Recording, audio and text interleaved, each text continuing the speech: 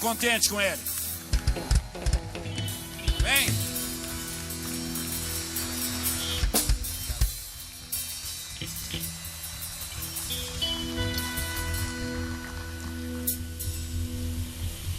Boa noite, irmãos. Paz seja convosco. Quantos têm motivos para dar glória a Deus? Por favor, se assente. Eu estou feliz de retornar a essa casa. Boas lembranças aqui. Boas lembranças. Eu estou realmente muito feliz, além de cansado, né? Meu Deus. Estou viajando desde as 7 da manhã. Tem lugar aqui no Brasil que é mais longe do que Israel. Eu não entendo. Se gasta 8 horas de ir para uma cidade para outra aqui. Dá para ir na Europa com 10. É difícil. João capítulo 21.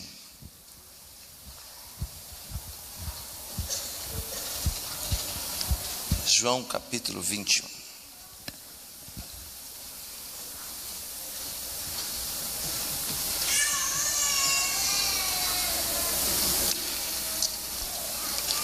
Vamos ler o que diz a palavra de Deus. Do versículo 15 até o versículo 24. João 21, do 15 ao 24. Diz assim: depois de terem comido, perguntou Jesus a Simão Pedro: Simão, filho de João, amas-me mais do que estes outros? E ele respondeu: sim, Senhor, tu sabes que eu te amo. E ele disse: então apacenta os meus cordeiros. Tornou a perguntar-lhe pela segunda vez: Simão, filho de João, tu me amas? E ele respondeu: sim, Senhor, tu sabes que eu te amo. Então repetiu Jesus: pastorei as minhas ovelhas. Pela terceira vez Jesus lhe perguntou: Simão, filho de João, tu me amas?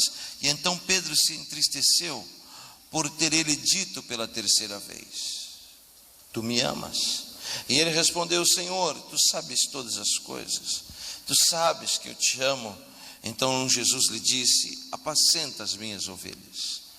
Em verdade te digo que quando eras mais moço, tu te cingias a ti mesmo e andavas por onde querias. Quando porém fores velho, estenderás as suas mãos e outro te cingirá e te levará para onde não queres.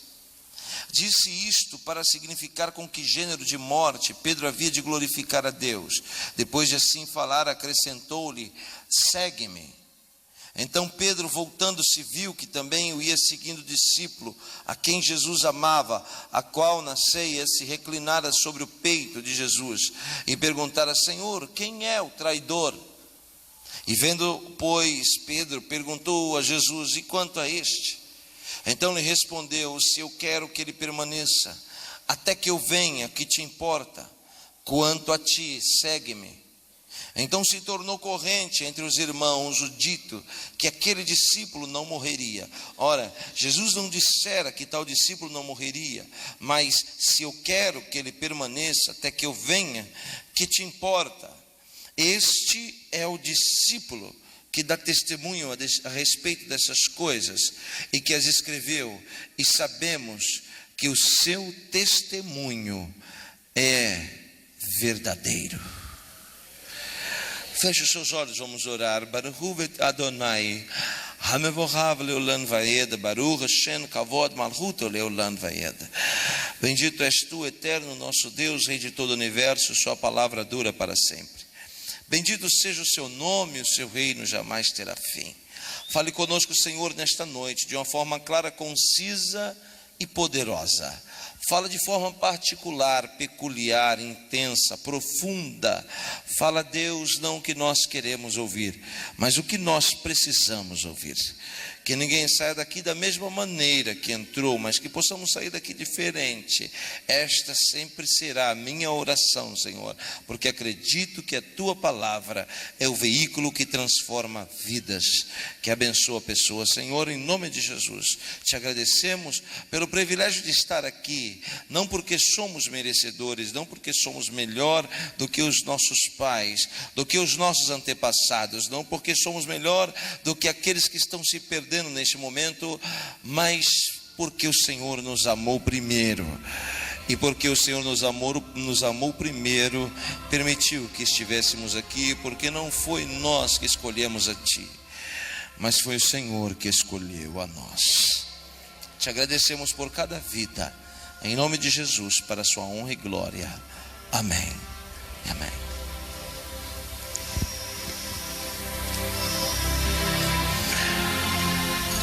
Alguém me perguntou: qual é o segredo para uma doutrina sobreviver? Para que uma religião não seja esvairida, desgastada com o tempo. Qual é o segredo das manifestações de fé diversas terem subsistido há tanto tempo? Quando eu falo de manifestação de fé, eu estou falando de religião. Qual é o segredo para o hinduísmo ter subsistido há milhares de anos?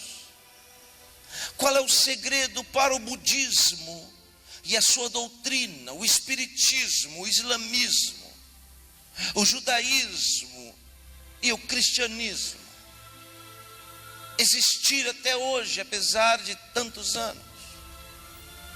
Alguém vai me dizer: são as verdades que essas religiões comportam dentro de si. Toda religião tem um pouco de verdade. Toda religião precisa de um pouco de verdade, mas um pouco de verdade não é suficiente para abençoar vidas plenamente. O espiritismo tem as suas verdades. Pessoas que seguem o espiritismo geralmente são mais caridosas do que a das outras religiões. Ser caridoso, ser abençoador é uma verdade contida na palavra de Deus. O Islã adora um só Deus, e adorar um só Deus também é uma verdade. O judaísmo acredita que Moisés é profeta, que a lei de Deus, os 5 livros, são suficientes. O judaísmo acredita mais, que ainda vai vir o Messias. Isso é uma verdade, mas não é uma verdade plena. A palavra verdade em língua hebraica é emet. Emet. Emet são 3 palavras. Emet se escreve com Aleph, Men e Tav. Aleph, Men e Tav são 3 letras das 24 letras que compõem o alfabeto hebraico. Aleph é exatamente a primeira das 24. Men é exatamente a 12ª. E Tav é exatamente a 24ª, a última.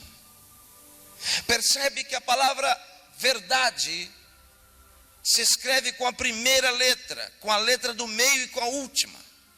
Porque a verdade plena, ela tem que ser verdade no começo, ela tem que ser verdade no meio, e ela tem que ser verdade no fim.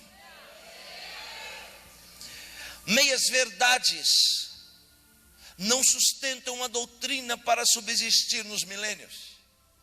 Então, o que faz as religiões subsistirem? O que faz as religiões subsistirem não são seus seguidores. E apesar de seguidor parecer-se com um discípulo. Seguidor é uma coisa e discípulo é outra. Seguidores são aqueles que seguem a doutrina, mas ela é suficiente apenas para eles.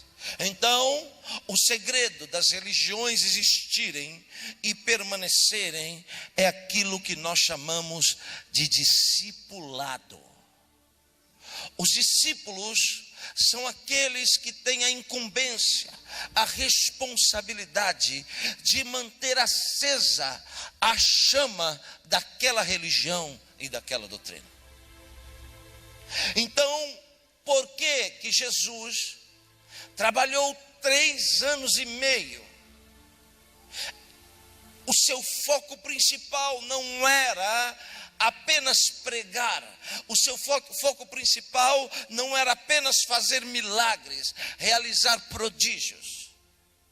Jesus estava em busca do maior milagre, porque ressuscitar mortos, os profetas também fizeram. Porque dar vista aos cegos, profetas também fizeram. Trazer mensagens de interpretações profundas da palavra de Deus, também os profetas fizeram. E Jesus não era apenas um profeta, era o Messias. Então, para ser o Messias, para que os seus ensinamentos, para que a sua doutrina não caísse no esquecimento, ele tinha uma responsabilidade, que é o maior milagre para um homem neste mundo: formar discípulos. Formar discípulo é a coisa mais difícil que existe. Alguém me disse: como pode Abraão ser tão exaltado por Deus se não fez nenhum milagre? Você não vai encontrar em nenhuma parte da Bíblia Abraão fazendo algum sinal. Mas você vai ver que o maior milagre da vida de Abraão é ter conseguido levantar um discípulo. O discípulo de Abraão chamava-se Isaque. Você não vai ver Davi realizando grandes milagres, aliás, nenhum. Mas você vai ver que Davi foi um gerador de discípulos. Os valentes de Davi eram discípulos. 3 anos e meio, Jesus trabalhou dia e noite para formar discípulos, para que o cristianismo não fosse esquecido no primeiro século. Você está aqui hoje porque há 2000 anos discípulos vêm disseminando o evangelho de Jesus, porque há 2000 anos discípulos foram entregues, famílias entregues no Coliseu Romano para as feras, preferiram morrer do que deixar apagar a doutrina que o Senhor havia lhes ensinado. Você está aqui hoje, tem o privilégio de ouvir a palavra de Deus, porque houve um trabalho intenso de discipulado para que você estivesse aqui. E o que é um discípulo? Um discípulo é alguém que tem características exatamente iguais do seu Senhor. O discípulo é igual do jeito de falar, o discípulo é igual do jeito de vestir, o discípulo é igual em tudo ele é igual. Observe Pedro, Jesus está sendo julgado na Fortaleza Antônia, ele está aqui na fogueira com as pessoas, e só de Pedro abrir a boca, alguém se levanta e diz: tu é um deles, e Pedro diz: eu não, e alguém diz: você é um deles, porque até o jeito de falar é igual.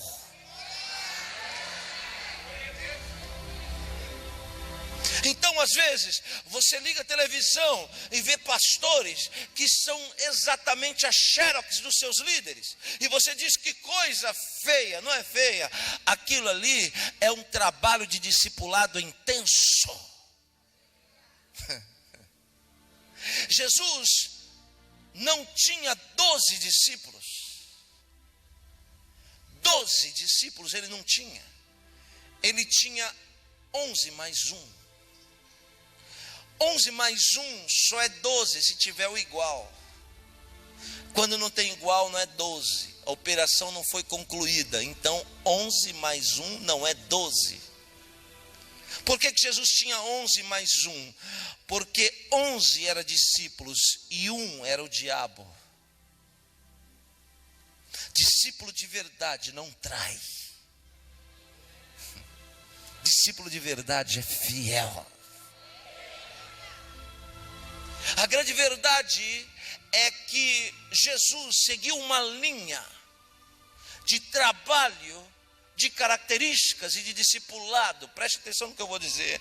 Jesus não tinha só os 11 mais um discípulos, não. Se pudéssemos fazer uma pirâmide para fazer um gráfico dos discípulos de Jesus, redobre sua atenção, nós íamos colocar na parte mais larga da pirâmide, lá embaixo, um grupo de discípulos, de seguidores que Jesus tinha, de 500. Existia 500 pessoas que seguiam Jesus em qualquer lugar que ele tivesse. E talvez você nunca leu isso na Bíblia, mas está lá que quando Jesus ressuscita, ele aparece para os 500. Esses 500 eram seguidores que acreditavam nos ensinamentos de Jesus. Se pudéssemos ainda escrever ou desenhar nessa pirâmide um segundo grupo, acima do 500, um pouco menor, nós vamos encontrar um grupo dos 70. O grupo dos 70 foram enviados de 2 em 2. Ainda pensando na pirâmide, em cima do grupo de 70, encontramos um grupo de 12. No grupo de 12, encontramos um grupo de 3. E lá no pico, no alto da pirâmide, nós encontramos o grupo de um discípulo. O grupo de 12 são os apóstolos. Deixaram de ser discípulo para ser apóstolo. Os 12 se tornaram apóstolos, mas no grupo dos 12 existia um grupo de 3: Pedro, Tiago e João. Algumas coisas Jesus falava abertamente para 500, outras ele só falava para 70. Outras mais íntimas, mais profundas, revelava para 12. Agora grandes e profundas revelações só para 3, como no capítulo 17 de Mateus, quando Jesus se transfigura com Elias e com Moisés e fala com eles. Alguém me perguntou: pastor, Moisés morreu? Eu disse: não, Moisés não morreu, Moisés está vivo. E alguém me disse: não, Moisés morreu. Eu disse: não morreu, está vivo. Se você acreditar que Moisés morreu, você tem que acreditar no Espiritismo. Porque o Espiritismo defende a tese de que quem morre volta para se comunicar com quem está vivo. E a Bíblia diz que quem morre não volta nunca mais para se comunicar com quem está vivo. Então, se Moisés não morreu e está vivo, foi ele mesmo que apareceu falando com Jesus e com Elias, que está vivo no Monte da Transfiguração.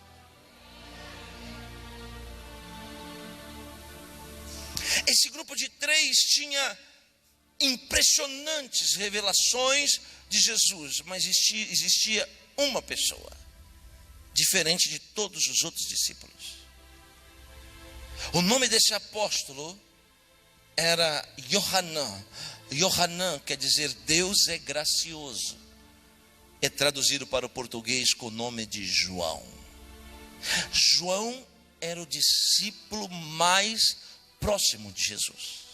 Se você fazer uma sinopse dos outros evangelhos, se você olhar para os outros evangelhos, você vai ver que a maioria dos evangelhos não narra palavras, discursos que Jesus fez, apenas milagres, sinais, fatos, verdades.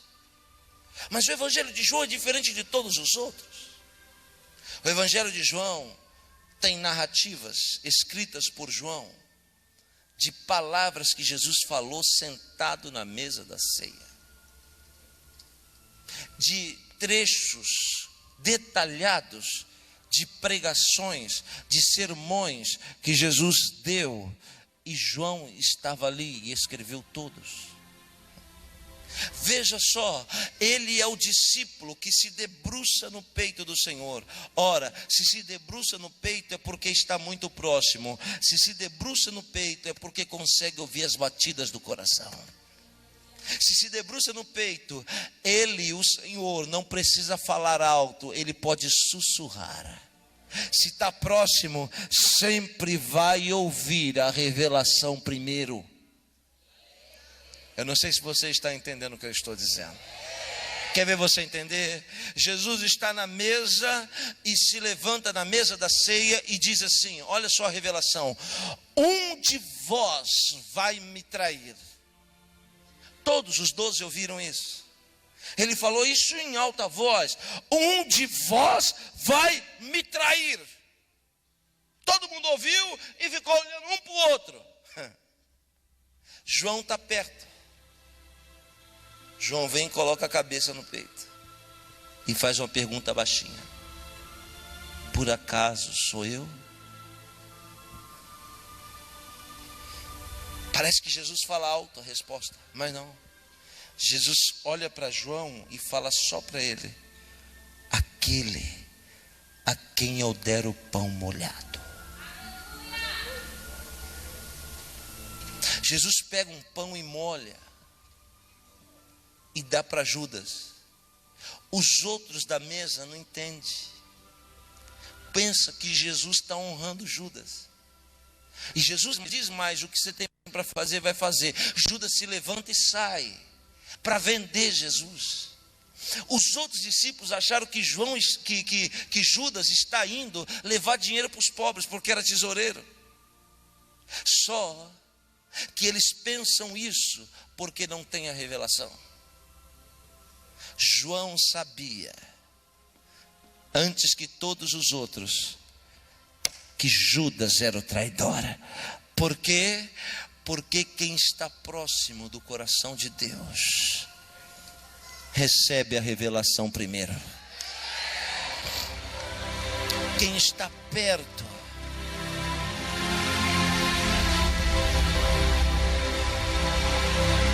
o Senhor sussurra. Levante a sua mão, por favor. Eu estou sentindo a presença de Deus aqui. Levante a sua mão, por favor, e ouça.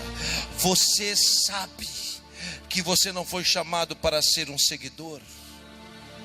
Ei, mulher, olha para as pessoas da tua casa.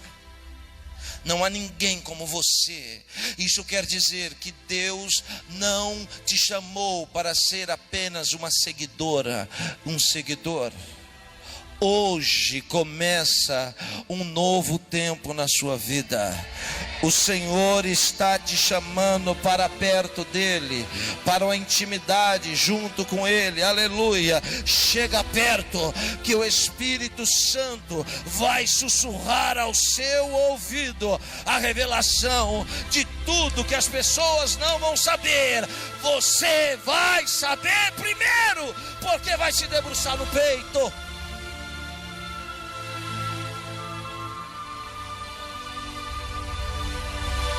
Será que Jesus é um rabino revolucionário?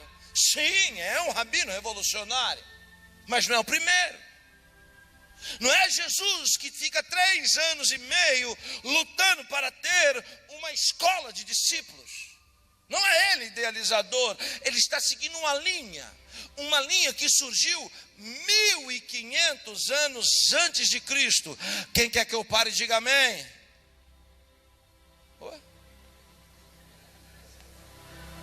Pelo jeito todos me conhecem.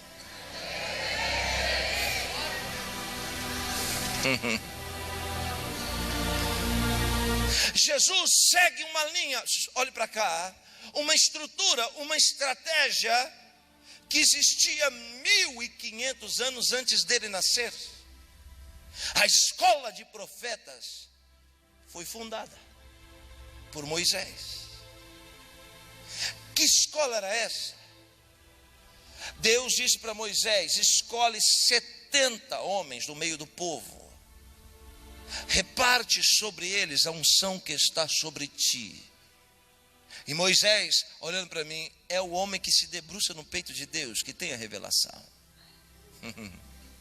Todo aquele que tem a revelação é o sinal de que é a pessoa que se debruça no peito do Senhor, que ouve o palpitar do seu miocárdio. Deus disse: você levanta 70, e o que eu ministro para você, você ministra para eles. Ali surge a primeira escola de profetas. Essa linha se segue. Ela se torna muito intensa quando Samuel levanta uma escola de profetas. Os profetas também tinham discípulos. Elias tinha 24 mil quando foi arrebatado. Todos eles, na trajetória da Bíblia, tinha. Porque isso faz parte da cultura judaica até hoje. Até hoje no judaísmo existem linhas, vertentes, ramificações, artérias teológicas. Pessoas que seguem Rabino A, Rabino B, Rabino C, que acha mais profundo as drachotas de um do que a de outro, a explanação de um é melhor do que a de outro, assim como também no cristianismo e assim como também no Islã. Quando Jesus nasce, Israel está sob domínio romano. Preste atenção só para situar você. Israel está sob domínio romano. E há uma batalha entre duas grandes escolas de profetas quando Jesus nasce. O Estado judeu antigo estava dividido religiosamente em dois. Eram duas escolas que predominavam. Duas escolas doutrinárias que predominavam, como era o nome dos rabinos, cabeça dessas escolas de profeta. Um chamava-se Hillel e o outro chamava-se Shammai. Hillel e Shammai eram adversários férreos, eram grandes sábios, influenciaram as sinagogas que estavam nos interiores do país. Quando um rabino, um pregador de 2000 anos atrás, pegava a tribuna para fazer a ministração da palavra, só a saudação dele, as pessoas já sabiam se ele era discípulo de Hillel ou de Shammai. Hillel e Shammai influenciaram pessoas. A forma deles pregarem era absorvida por aqueles que queriam ser pregadores. Quem está me ouvindo, diga glória a Deus. Nazaré é a cidade que Jesus cresceu e recebeu influência. Enquanto um desses dois, que se chamava Hillel, dizia que não podia, um exemplo só para você entender, divorciar por motivo fútil, Shammai já dizia que se a mulher queimasse o arroz, o homem podia divorciar dela. Você imagina, hein, hoje. Essa era apenas uma disputa entre eles. Ora, Jesus, no lugar onde Jesus nasceu, ou melhor, onde cresceu e recebeu dos 5 anos de idade para frente, influência de ensinamento, eu vou usar uma linguagem para você entender, de escola bíblica dominical, que não existia, mas só para você entender. A influência que Jesus recebe é de uma dessas escolas. É a escola de Hillel. Ora, por que a escola de Hillel? Porque quando Hillel ia pregar, ele usava uma maneira, uma didática de ministração. Ele sempre comparava extremos. E quando você vê Jesus pregando, você vai ver Jesus usando a mesma didática, comparando extremos. Que extremos? 2 caminhos, 2 portas, 2 senhores. Essa maneira de pregar é uma identidade ministerial. Porém, Jesus sobressai sobre todos os outros rabinos. Por quê? Porque Hillel não tem mais discípulos hoje, Shammai não faz mais discípulo hoje, Moisés também não, Elias também não. Jesus já ressuscitou faz 2000 anos e até hoje ele ainda tem discípulos sobre a face da terra. O seu ministério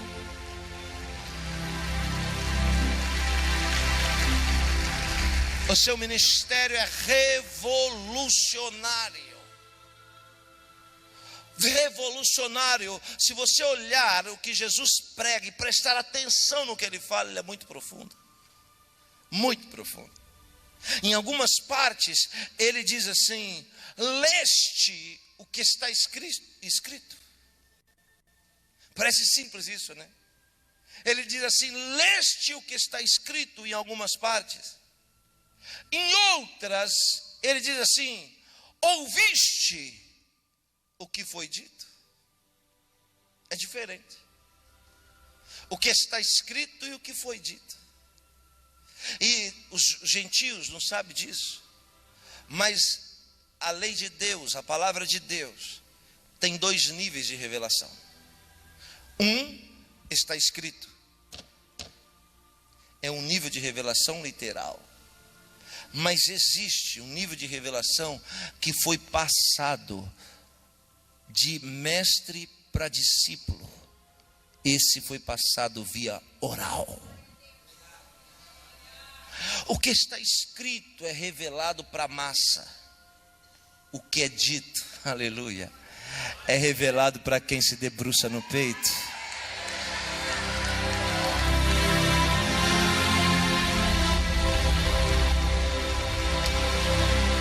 O que está escrito não precisa estar diretamente dentro de você, porque está escrito. Você vem, abre e lê e transfere, faz uma transferência, um doc, daqui para cá. Mas o que é dito não está escrito. Esse tem obrigação de estar cravado na tábua do nosso coração. Tem obrigação de estar guardado no baú do nosso interior. E nós temos obrigação de passar e de transmitir o que é dito fielmente como foi dito. Ora, não se exige tanto para aqueles que são seguidores, porque seguidores têm o que está escrito, mas discípulos têm o que está sendo dito. O que se diz é fácil de cair, a não ser que encontre guarida no coração de um discípulo. Aleluia. Glória a Deus. Glória a Deus. Jesus tem essa didática, essa dinâmica de ensinar e de formar discípulos. E o discípulo mais apurado, mais próximo é João. Tanto que na crucifixão, quando Jesus está crucificado, não tem nenhum dos 500, nenhum dos 70, nenhum dos 12, nenhum dos 3, senão apenas João. João está ao lado da mãe. Jesus olha e diz: eis aí a tua mãe, eis aí o teu filho. Por que Jesus diz isso? Jesus diz isso porque ele reconhece diante dos homens que é sua mãe, diante de todos que ali estão, isso ele fala abertamente, que aquele discípulo é o discípulo amado, escolhido por ele, porque discípulo que é discípulo é fiel até a morte. Discípulo que é discípulo honra a aliança, honra o que promete. João é aquele que tem a revelação próxima. Se você ler os últimos capítulos de João, se apaixona. No capítulo de número 21 que acabamos de ler, você vai ver que existem discípulos e seguidores juntos. Por quê? Quem são os discípulos? Os discípulos são aqueles que têm nome. Lá na cabeça do capítulo 21, se dá nome para discípulos. Pedro. Se dá nome para discípulos. Tiago. Mas aí você vai ver que dos 7, 2 não tem nome. Porque eram seguidores. Entende? Seguidores são responsáveis por 80, na verdade 80, olha a matemática de Deus, 80% do volume incluso de seguidores. Vamos fazer um número, 100. Suponhamos que alguém tenha 100 discípulos. Desses 100 discípulos, 80 deles vai produzir 20%. Os outros 20% vão produzir 80%. Entendeu? Seguidores são 80% do grupo e produzem 20%. Discípulos são mais próximos. Está no topo da pirâmide. Aleluia. Se debruçam no peito, fazem perguntas ousadas, recebem revelações adiantadas. Discípulo não precisa gritar, sussurrou, ele já entende, porque está muito perto. Discípulo é 20% do contingente, e esses 20% do contingente produz 80% de resultados. Como identificar um seguidor e um discípulo? É que um seguidor não produz como um discípulo produz. Diga para mim, que fim tomou Tomé? Que fim levou Tomé? Você sabe, não sabe? Tem algum livro da Bíblia de Tomé, a autoria de Tomé? De Judas Tadeu? Não? Dos outros discípulos aí, pode citar dos 12, qualquer um dos 12. Você vai ver que dos 12, ninguém sabe que fim deram, que fim levaram. O que se sabe é a história, que um morreu crucificado, André foi não sei para onde, outro foi decapitado. Mas e daí? E aí? Cadê os resultados? O evangelho existe hoje por causa de 20% dos discípulos de Jesus terem feito 80% dos resultados. Levante a mão para receber o que eu vou dizer.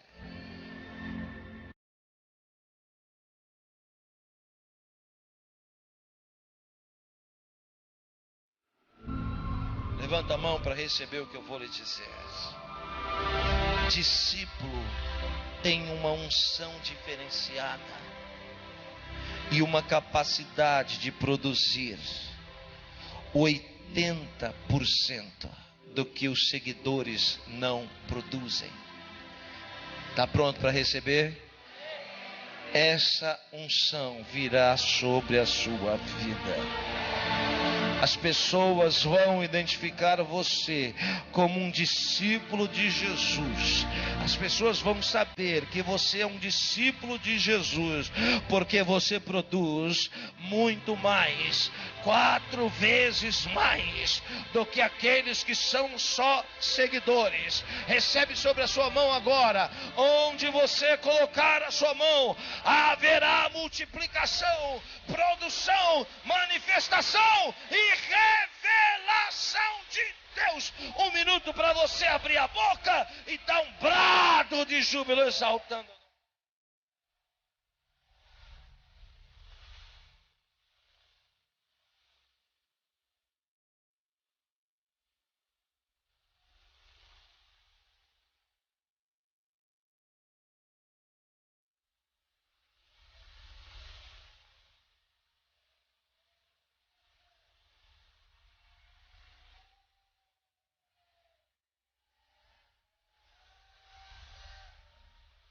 Olha o que eu vou dizer: discípulo é aquele que carrega a revelação em si. Senta aí. Discípulo é aquele que carrega a revelação em si. Deus tem discípulos no céu porque são fiéis. São os anjos. Tem características igual a dele. E tem a revelação no teor da sua mensagem. Leia depois o capítulo 2 do Evangelho de Lucas. Vamos ler agora, pronto. Lucas. Mateus, Marcos, Lucas. Capítulo 1, verso 26. Veja que coisa tremenda.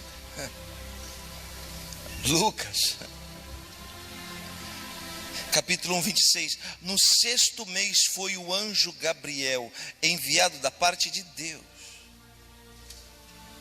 para uma cidade da Galileia chamada Nazaré, a uma virgem desposada com certo homem da casa de Davi, cujo nome era José. A virgem chamava-se Maria. Por que João e Maria estão aos pés da cruz?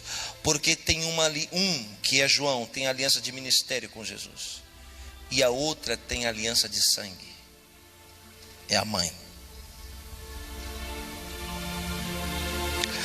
O anjo chega lá em Nazaré e se encontra com a virgem chamada Maria. E entrando o anjo, onde ela estava, diz: alegra-te, tu és muito favorecido, o Senhor é contigo.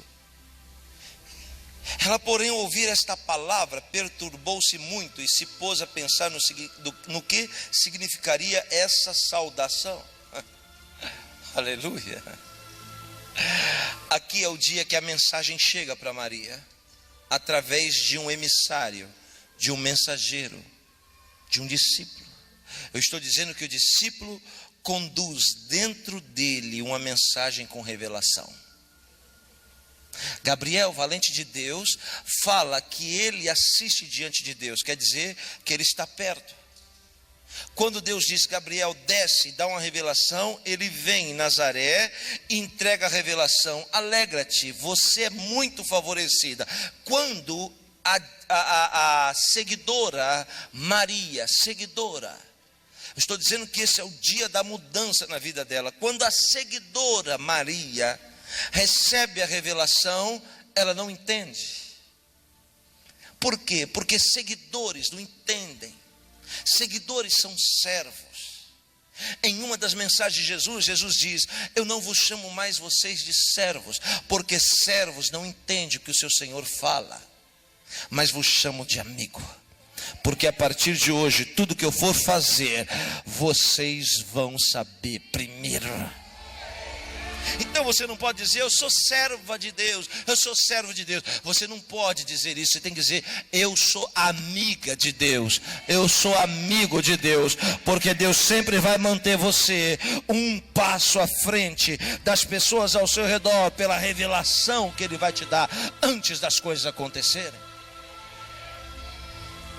O anjo chega e antes das coisas acontecerem, ele tem a revelação. Fala para seguidora Maria: você foi escolhida. E ela fica perturbada. Por quê? Porque ela não entende a revelação.